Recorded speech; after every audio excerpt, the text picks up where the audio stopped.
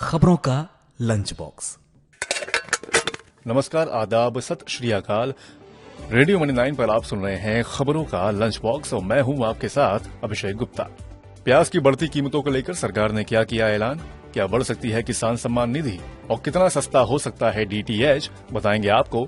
और इसके अलावा भी होंगी बिजनेस और पर्सनल फाइनेंस से जुड़ी कई और बड़ी खबरें। तो खोलते हैं खबरों का लंच बॉक्स। तो लंच बॉक्स खोलते ही टिफिन में सबसे पहली खबर आती है प्याज से जुड़ी। वाणिज्य एवं उद्योग मंत्री पीयूष गोयल ने किसानों से चिंता न करने का आग्रह करते हुए कहा है कि सरकार ने बफर स्टॉक के लिए 2,410 रुपए प्रति क्विंटल की दर से प्याज की खरीद फिर से शुरू कर दी है। पीयूष गोयल ने कहा है कि सरकार 2 लाख टन प्याज बफर स्टॉक के लिए खरीदेगी। आपको याद होगा कि एशिया की सबसे बड़ी प्याज मंडी लासल गांव की कृषि उपज बाजार समिति यानी कि एपीएमसी ने 40% निर्यात शुल्क यानी कि एक्सपोर्ट ड्यूटी लगाने के केंद्र के फैसले का विरोध किया था।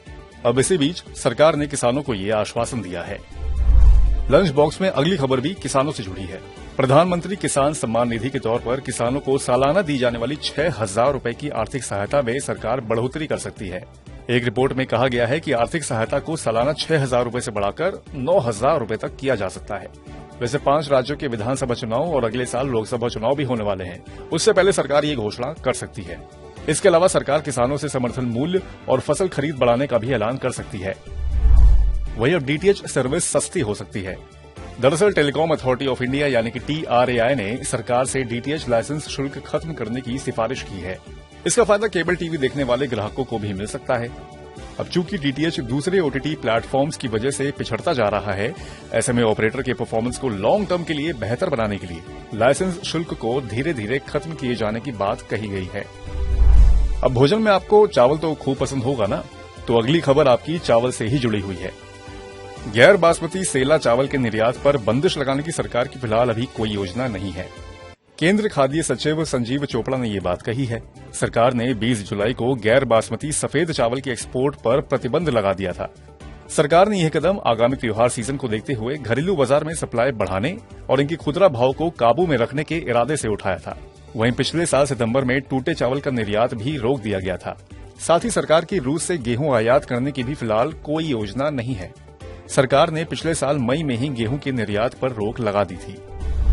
अगला टिफिन खोलते हैं तो बेहद इंपॉर्टेंट खबर निकल कर आती है। वो आपकी सुरक्षा से जुड़ी खबर है।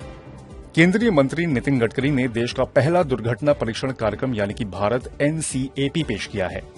इसका मकसद 3.5 टन तक के मोटर वाहनों के सड़क सुरक्षा के स्टैंडर्ड्स में सुधार करना है।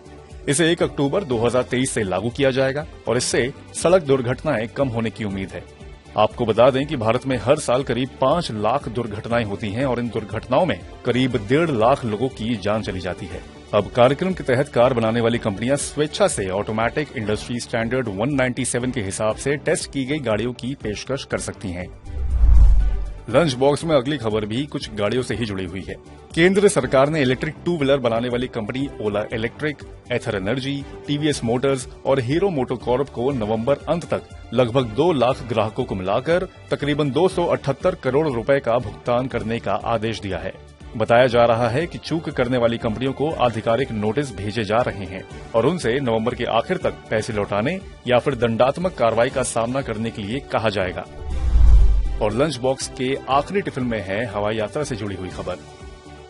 आम नागरिकों को सस्ते में हवाई सर्विस उपलब्ध कराने के लिए केंद्र की ओर से शुरू की गई उड़ान योजना पर कैग की रिपोर्ट आई थी। अब इसके बाद केंद्र सरकार ने इस योजना का असेसमेंट करने का फैसला किया है। दरअसल उड़ान पर कैग ने अपनी रिपोर्ट में कई तरह की प्रॉब्लम्स बताई थी, जैसे कि इसके तहत जितने एयरपोर्ट्स शुरू किए जाने थे उनमें से आधे भी अभी तक शुरू नहीं हुए हैं। साथ ही केंद्र सरकार ने इस योजना के तहत उड़ान कंपनियों को फाइनेंशियल हेल्प तो दी, लेकिन ऑडिट नहीं किया था। और इसी के साथ हम बंद करते हैं खबरों का लंच बॉक्स। उम्मीद है कि ये लंच बॉक्स आपको पसंद आया होगा। अगर ऐसा है तो हमें कमेंट करके जरूर बताएं। बाकी दूसरी बिजनेस और पर्सनल फाइनेंस से जुड़ी खबरों के लिए सुनते रहिए रेडियो मनी 9 और डाउनलोड कर लीजिए मनी 9 ऐप को। मैं हूं आपके साथ अभिषेक गुप्ता। अभी लेता हूं विदा। नमस्कार। खबरों का लंच बॉक्स।